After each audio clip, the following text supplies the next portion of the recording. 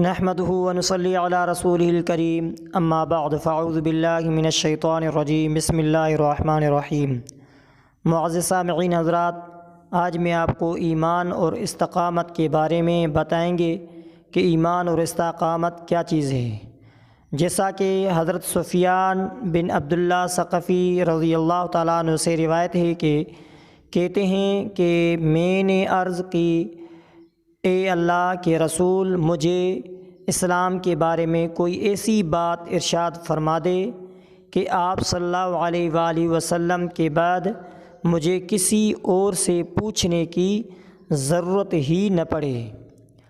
فرمایا، کہو کہ میں اللہ پر ایمان لایا پھر اس پر جم جاؤں۔ رواہ مسلم۔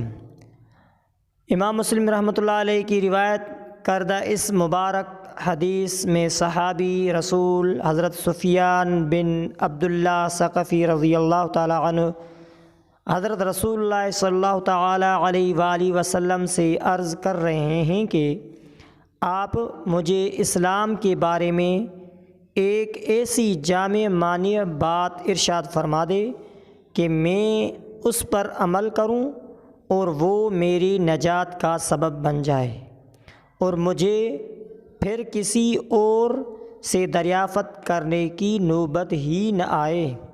اس کے جواب میں صاحب جوامع الکلم صلی اللہ تعالی علیہ وآلہ وسلم نے بلا شبہ ان کو ایسی نصیحت فرمائی جو پوری شریعت اسلامیہ کا خلاصہ ہے، اور ہم کہہ سکتے ہیں کہ آپ صلی اللہ تعالی علیہ وآلہ وسلم نے سمندر کو کوزے میں بند فرما دیا ہے۔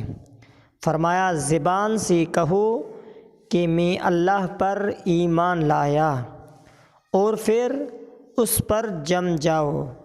اللہ رب العزت کے ذات گرامی پر ایمان لانا اسلامی عقیدہ کی بنیاد ہے اور اسی پر تمام اعمال صالح کی عمارت استوار ہوتی ہے۔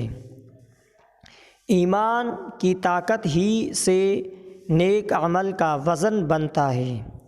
قرآن حکیم کی وضاحت کے مطابق ایمان باللہ کے بغیر سر انجام دیے گئے عمل، خواہ وہ ذاتی اعتبار سے کتنے ہی خوشنما اور اچھے ہوں، اللہ رب العزت کے ہاں ان کی حیثیت راکھ کے ایک ایسے ڈھیر کی ہے جیسے آندھی اڑا کر لے جائے۔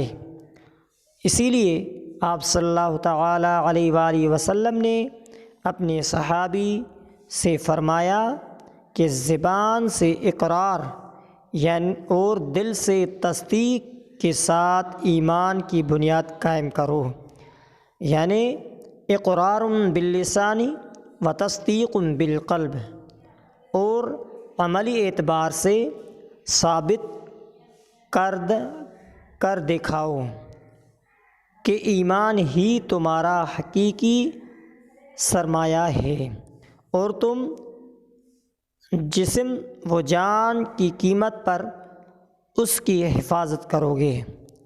کوئی طمع اور کسی کا خوف تمہارے ایمان کو متزلزل نہیں کر سکتا۔